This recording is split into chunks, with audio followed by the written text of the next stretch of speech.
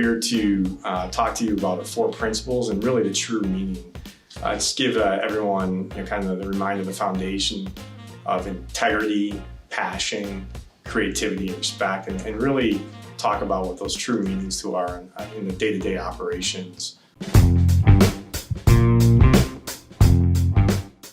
When I think about our 4 core values, I actually think of them in 2 parts. I think about creativity and passion on one hand, which is really, to me, it feels more unconstrained. It's more free-flowing. The other half of that equation to me is integrity and respect. As we take the things that we believe in and the ideas that we have in our work, to the rest of the organization, to the rest of your team, we do so through the lens of respect and integrity. Integrity, to me at least, means like having like a moral compass, and that moral compass really is driving your sense of responsibility at the company, and that moral compass and the responsibility that you have is to make sure that you're a reliable individual, and that has a big impact on how others see you within the company and how you are also portraying the company to other people when they speak to you. When you work with integrity, you build trust with your teammates and the other people within the organization. I think that's really key when you're trying to execute, multiple parts of a project on a timeline. Given the environment we work in, being supply chain, and it's really dynamic nature, things move really quick. What integrity does is brings trust and transparency really to that conversation, and that's really the key.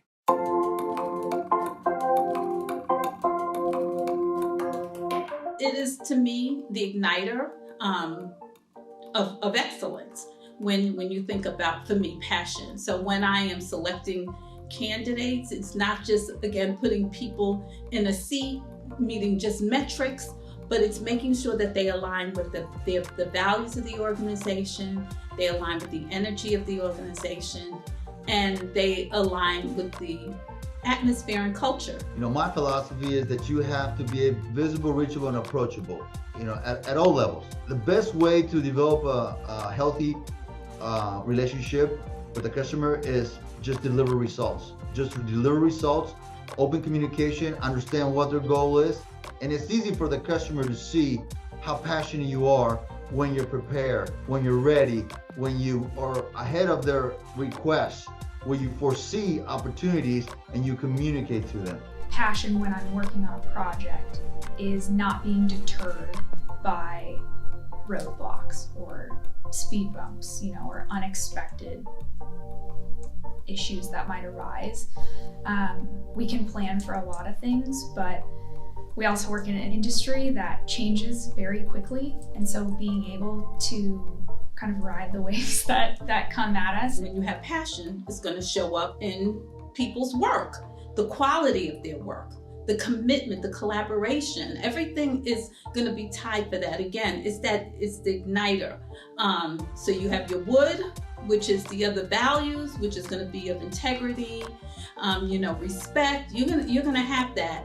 But when you have passion, all of that's laid out. All those pieces of woods are laid out. But once you ignite that match to light the fire on the other values, that's when you see really the outcome. You see the kaleidoscope of results.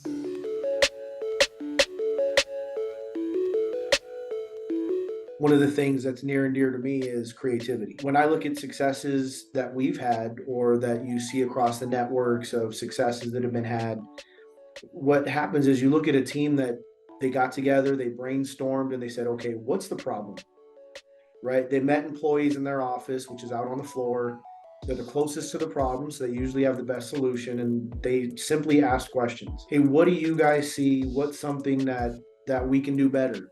What's a suggestion? What's something that we need improvement upon? We will find ourselves being the most successful when we get outside of our comfort zone. We try new things, we try old things, and ultimately we meet our employees out on the floor. Creativity is one of those things. It's a skill that I believe that can be built over time.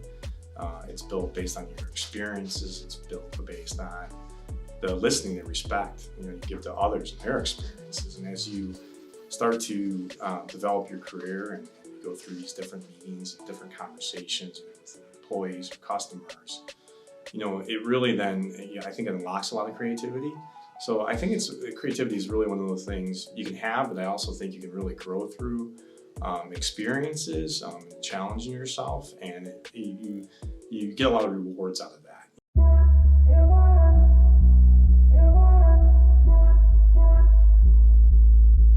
True respect is coming from true trust. So if we can trust that teammate can bring the value to the table, then automatically we can start respecting them. So it could be the one way. And the other way is once we respect, their background and the culture, then we can maybe see just beyond the word.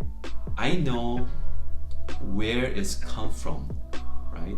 Even though just word itself is not we expected, but that we can see kind of beyond the meaning. So where it's come from, that we can truly trust. For me, respect is my time that I have given to someone else. And that time is dedicated to listening, to understanding not just that person, but then understanding how does that impact the situation. A playbook that I could potentially bring in from somewhere else might not work here. Understanding the way that we do things here by listening, really trying to understand, is kind of fundamental for the way that I see respect. We all have our own personal lives, and they're dealing with something different too, right? So you don't know, what happened to them at home or maybe after work. So just respect is a lot about listening, about empathy, is about caring.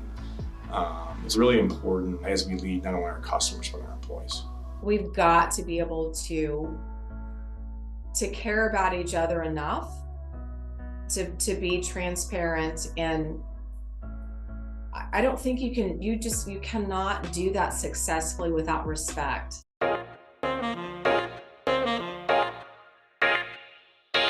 All the principles discussed today, you really need to look at those, kind of on two fronts. One is, how do you use those principles to guide, your day-to-day decision making within the organization? But as important as we look to the future and we look to grow the organization, how do you, use those principles as our foundation for growth?